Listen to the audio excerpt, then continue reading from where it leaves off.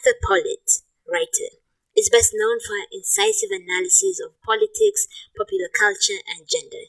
Pollitt's books include Reasonable Creatures, Essays on Women and Feminism, Subject to Debate, Sense and Dissent on Women, Politics and Culture, and Antarctic Traveler, a book of poetry.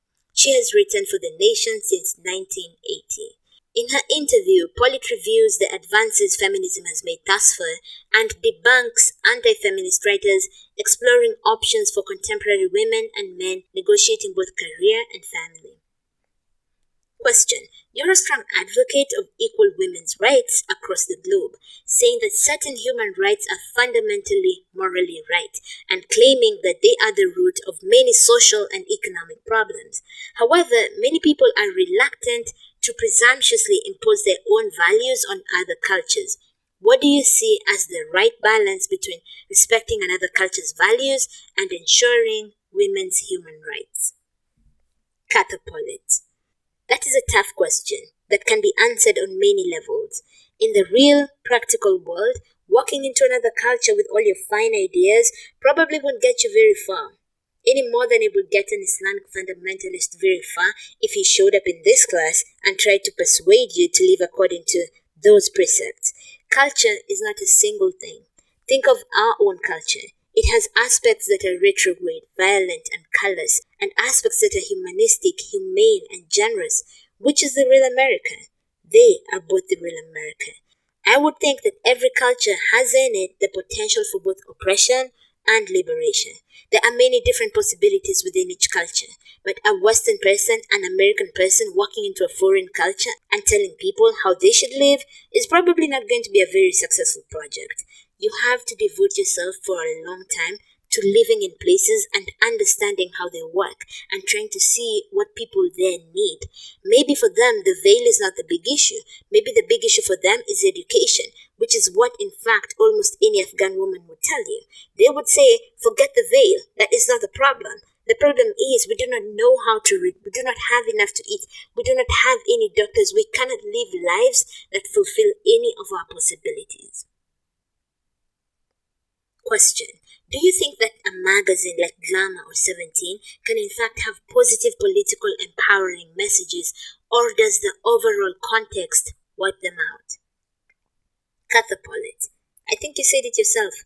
Glamour under Ruth Whitney, the previous editor, always had one or two serious articles about something that was really interesting. My experience writing for Glamour was a nightmare because they made me rewrite everything to fit their idea of their reader, who was not as intelligent as I think their readers are. But still, these were articles about serious things. I won prizes for these articles that did not actually appear in the format in which I had written.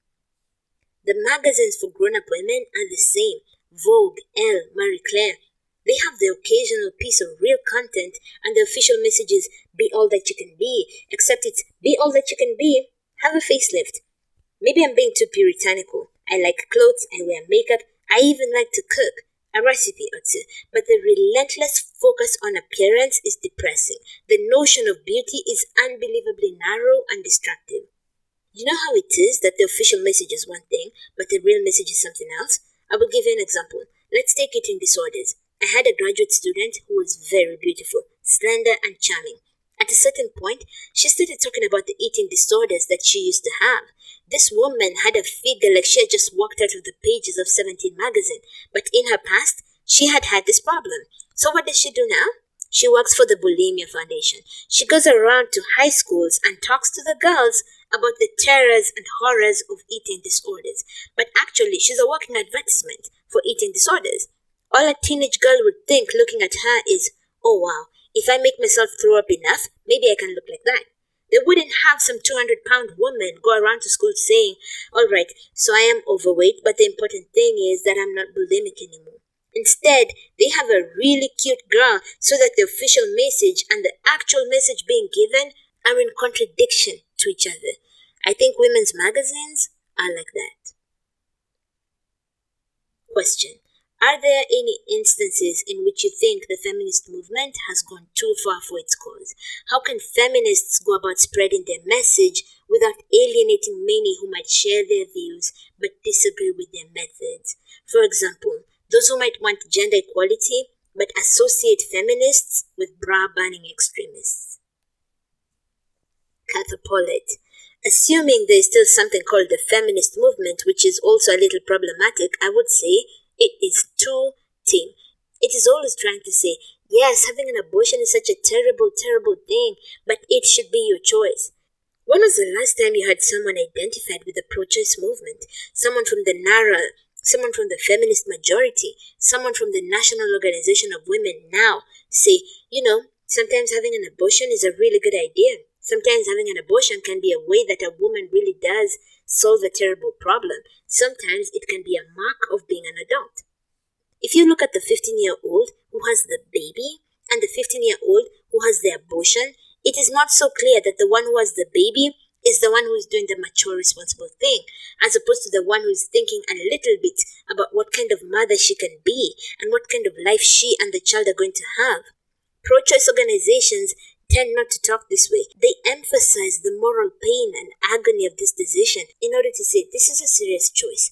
Women are not frivolous. But to me, you have already considered too much when you have said that. Why is it on the table that to decide whether to have a baby could ever be a frivolous choice? It is never a frivolous choice. You know your life as no one else does. Why should you have to demonstrate to the world that you are suffering about it? The feminist movement should become much more radical. And if people are afraid of it, they should give people something to fear. How about that? I like that. That is such a good soundbite. I know I'll win a lot of friends and influence people with that.